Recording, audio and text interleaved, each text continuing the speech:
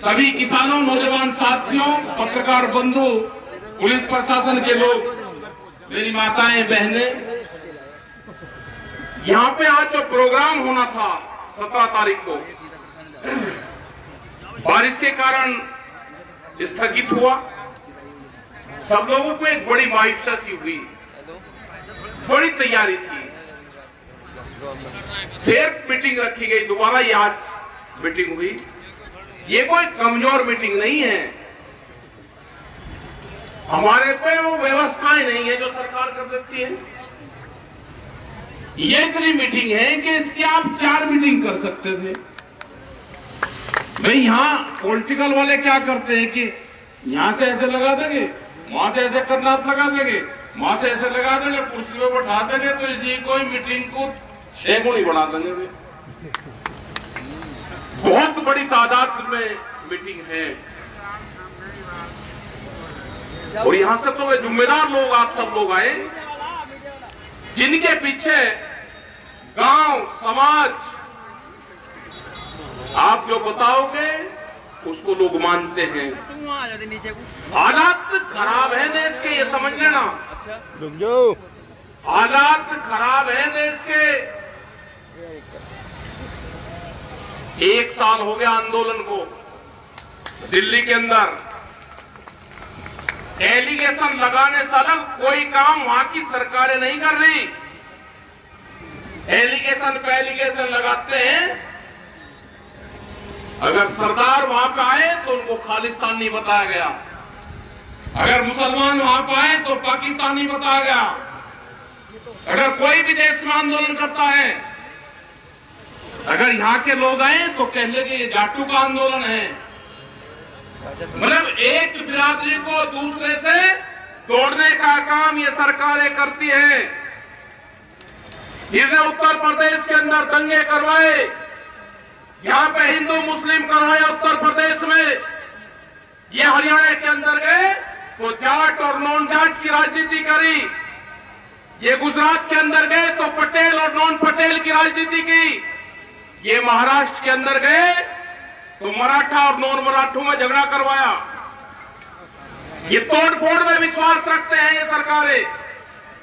ये बिहार के अंदर गए तो लालू प्रसाद का परिवार तोड़ा इन्होंने। ये उत्तर प्रदेश में आए तो मुलायम सिंह के परिवार को तोड़ा गया। ये हरियाणा के अंदर गए तो चौटाला परिवार को तोड़ा, उनके टुकड़े टुकड़े करे। ये आरएसएस के लोग अगर किसी परिवार में बटेंगे, अगर 4 भाई होंगे तो उसमें तोड़ फोड़ करेंगे। इनसे बच के रहना, इनसे खतरनाक आदमी नहीं हो सकता। अभी नई भर्ती चल रही है, जो मेरे नौजवान पढ़े लिखे हैं, आईएएस पढ़ लिख के बहुत लोग समझते हैं कि मेरा लड़का कलेक्टर बनेगा। अब नहीं बनेगा कलेक्टर। नए आईएएस भर्ती कर रहे हैं, बगैर पेपर के आईएएस बनेंगे देश में। करीब 40 के आसपास बना दिए गए और 350 से ज्यादा और बनेंगे। जितनी भी नौकरियां हैं, अगर उन्होंने आरएसएस के ट्रेनिंग कर रखी है तो वो आदमी वहां पर नौकरी पे जाएगा। इन मंत्रियों की इनकी कोई हैसियत नहीं है। उनके घर पे जितने भी दिल्ली, उत्तर प्रदेश में जहां जहां इनकी सरकारें हैं, एक मंत्री के घर पे नागपुर से आदमी तय होता है कि वो तुम्हारे घर में रहेगा। उसके खाने पीने का इंतजाम करोगे, तुम्हारे ऑफिस में एक अलग से आदमी रहेगा। किसी मंत्री की हिम्मत ये नहीं है कि वो कोई सिफारिश और कोई फोन भी कर दे। जिन्होंने अपने ही पार्टी के लोगों को घरों में बंद कर दिया हो, कहां है लाल कृष्ण आडवाणी, कहां है मुरली मनोहर जोशी? उनसे बयान दिलवाओ। जिसने पूरे मीडिया के ऊपर हुकूमत ने कब्जा कर लिया हो, कैमरा और कलम पे बंदूक का पहरा हो, उस देश में कुछ नहीं हो सकता।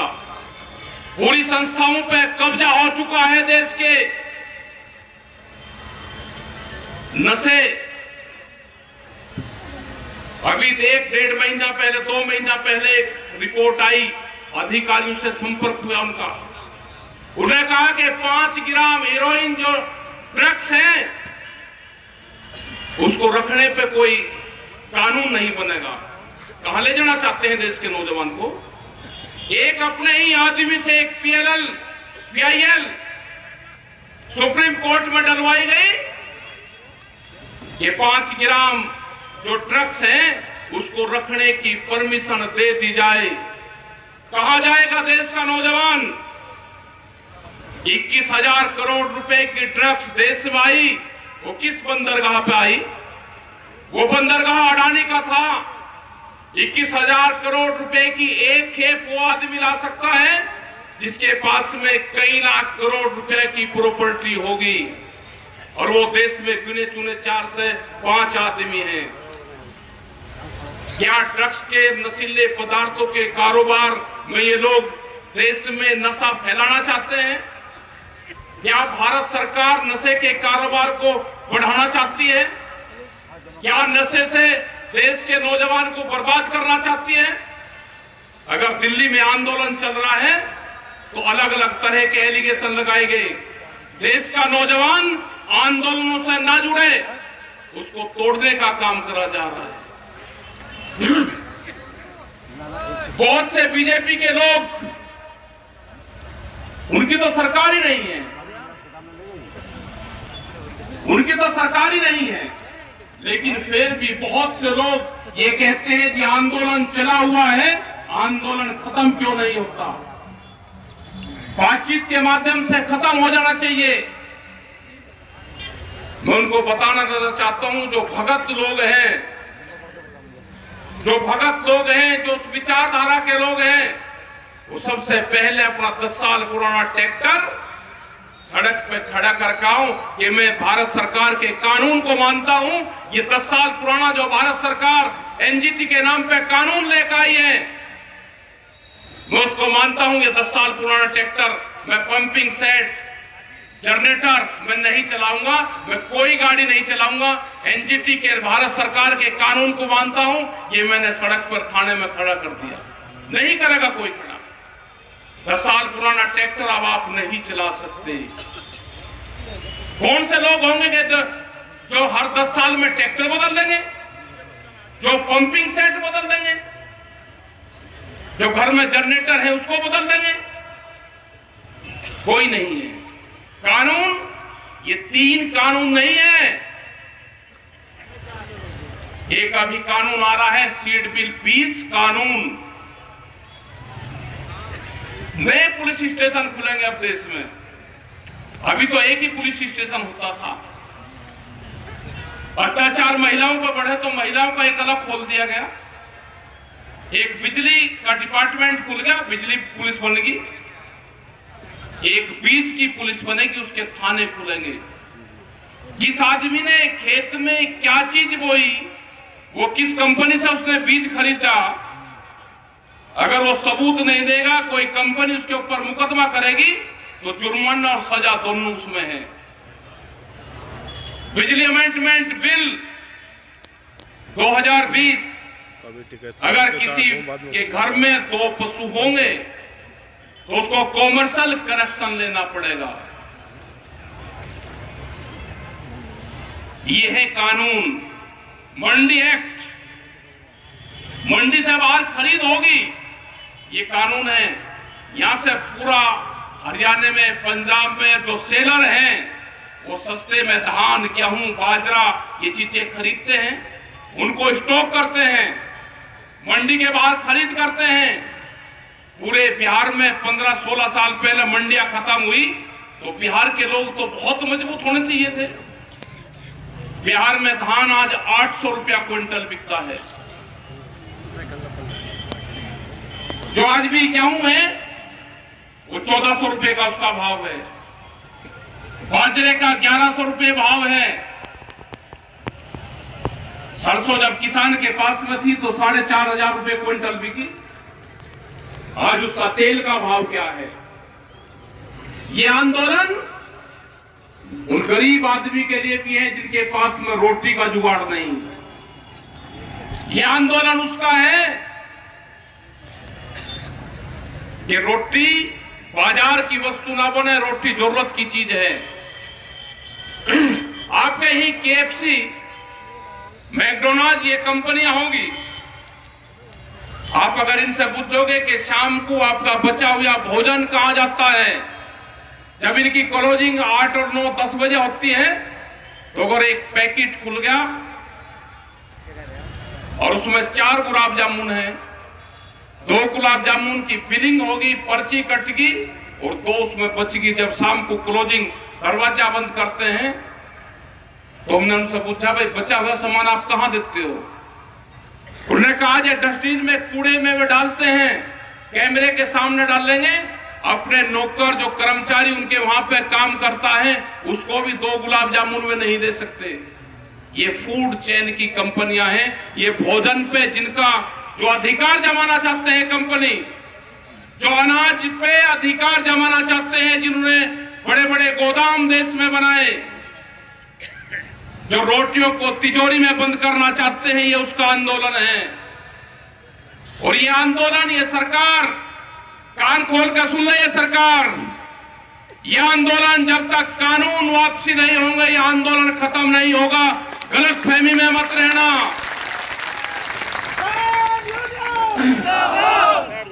तुम्हारा इलाज बंगाल के अंदर करा, जो दवाई देनी थी वो बंगाल के अंदर तुमको दवाई दी, तुमको इलाहाबाद में, हरियाणा के अंदर दवाई दी। इलेक्शन हो रहा है, बहुत बड़ी भारी वोटों से वहां पे जिस विधायक ने इस्तीफा दिया था संयुक्त मोर्चे के नाम पे, उसकी बड़ी जीत इलाहाबाद में होगी।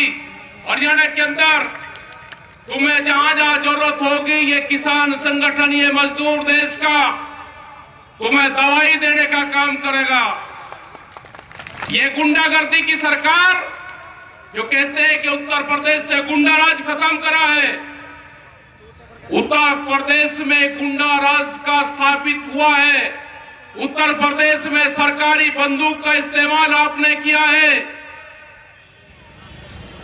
ये आने वाले टाइम पे नहीं होगा। जिस तरह से जिला पंचायत में आपने किया, वो देश और दुनिया की जनता ने देखा। यही ये लोग जो आने वाले विधानसभा होंगे उसमें करना चाहते हैं। तो आप लोग तैयार रहना, दवाई इनको देनी पड़ेगी। बगैर दवाई के इनका कोई इलाज नहीं है।